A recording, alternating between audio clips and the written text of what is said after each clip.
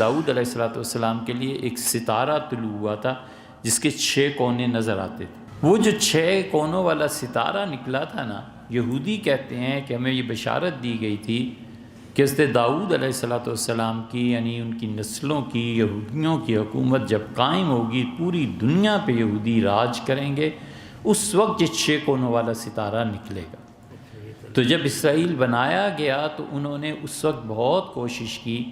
اپنا صدر بنائیں اس کو، جو مشہور سائنٹسٹ تھا، آئنسٹائن کو بنانا چاہتے، آئنسٹائن نے انکار کر دیا تھا۔ اور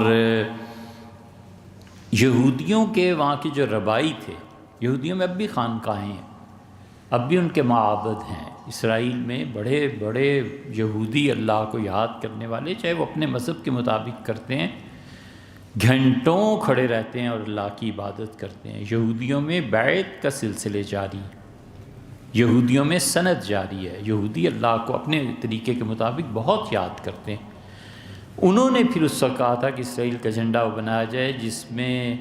6 کونوں والا ستارہ ہو، کیونکہ اب جب ہم دنیا پوری پہ راج کریں گے تو ہزاروں سال بعد اب ہمیں یہ جگہ مل گئی ہے جو پاک جگہ ہے، اور اب ہم پوری دنیا میں اس پہ راج کریں گے، تو 6 کونوں والا ستارہ اب دوبارہ طلوع ہوگا۔ تو ان کا خیال یہ ہے کہ دجال جب آئے گا، جس کو وہ اپنا مسیحا مانتے ہیں اور ہم دجال کہتے ہیں، 2 مسیح آئیں گے نا، ہمارے نزدیک ایک مسیح آئیں گے سیدنا عیسیٰ علیہ السلام۔ یہودی کہتے ہیں کہ قرب قیامت میں وہ آئے گا اور وہ صحیح نسب کا آدمی نہیں تھا، معاذ اللہ، عیسیٰ علیہ السلام۔ اور ایک آئے گا جو ہمارا مسیحا ہوگا، ایک دجال اور عیسیٰ علیہ السلام، ہم دونوں متفق ہیں، یہودی بھی مسلمان بھی، کہ آئیں گے 2۔ وہ جسے دجال کہتے ہیں ہم عیسیٰ علیہ السلام کہتے ہیں، ہم جسے عیسیٰ علیہ السلام کہتے ہیں وہ دجال کہتے ہیں۔ تو ان کے ہاں ہے کہ 6 کونوں والا ستارہ اس وقت طلوع ہوگا اور اسرائیل پوری طرح دنیا میں چھا جائے گا۔ حضور اقدس صلی اللہ علیہ وسلم نے 6 کونوں والا ستارہ تو نہیں فرمایا، لیکن یہ فرمایا ہے کہ یہودی عروج پکڑیں گے، آذربائیجان کو غلبہ حاصل ہوگا، پھر اس کے بعد مصر کو غلبہ حاصل نہ آذربائیجان جو ہے جیتے گا، اور پھر تم اس کے بعد دیکھو گے تباہیاں آنی شروع ہوں گی، پھر مصر ہے جس کی تباہی آئے گی، ٹکڑے ٹکڑے ہو جائے گا، یہودی اس پہ قبضہ کر لیں گے۔ اس کے بعد کوفہ عراق کا جو شہر ہے، یہودی یہاں بھی قبضہ کر لیں گے۔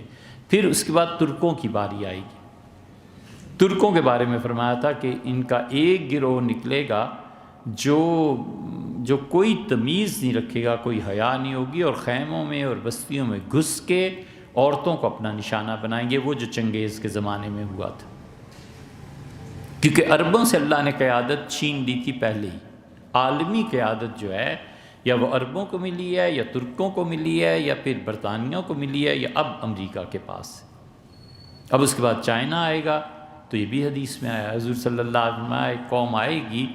اسی علاقے سے، آذربائیجان، سمرقند، ان علاقوں سے، فرمایا ان کے چہرے ایسے ہوں گے جیسے چپٹے چہرے ہوتے ہیں، چھوٹی چھوٹی ناک والے، اور فرمایا جب لڑائی چھڑے گی تو ان کا پہلا گروہ یہاں سے نکلے گا، اور یہ فرمایا ان کا کوئی دین نہیں ہوگا،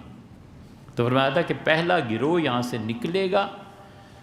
اور وہ سب سمیٹتے ہوئے بصرہ جا کے رکیں گے، پہلا پڑاؤ بصرہ میں ہوگا، اور دوسری مرتبہ ترکوں کا فرمایا تھا ان کی ہلاکت ہوگی، ترکوں کی یہ برباد ہوں گے جب قسطنطنیہ پر، اس کے دروازوں پر عیسائی اور یہ لڑ رہے ہوں گے، تو خبر اڑے گی کہ حضرت مہدی آ گئے، اور بھاگیں گے لوگ حضرت مہدی کے لیے، اور وہ خبر صرف افواہ ہوگی، جھوٹ ہوگا۔ تو 12 آدمیوں کو، 12 جوانوں کو ترک بھیجیں گے کہ جاؤ پتہ کر کے آؤ، اور رسول اللہ صلی اللہ علیہ وسلم نے فرمایا اللہ کی قسم میں ان لوگوں 12 آدمیوں کو بھی جانتا ہوں، ان جوانوں کے باپ کا نام بھی جانتا ہوں، اور مجھے خدا کی قسم ہے میں ان گھوڑوں کا رنگ بھی جانتا ہوں جن پہ وہ جائیں گے تحقیق کے لیے۔ یہ ہے، تو اب وہ دوسرا ستارہ کب نکلے گا 6 کونوں والا ان کے نزدیک، اور ہمارے نزدیک یہ سب لپیٹ دیا جائے گا۔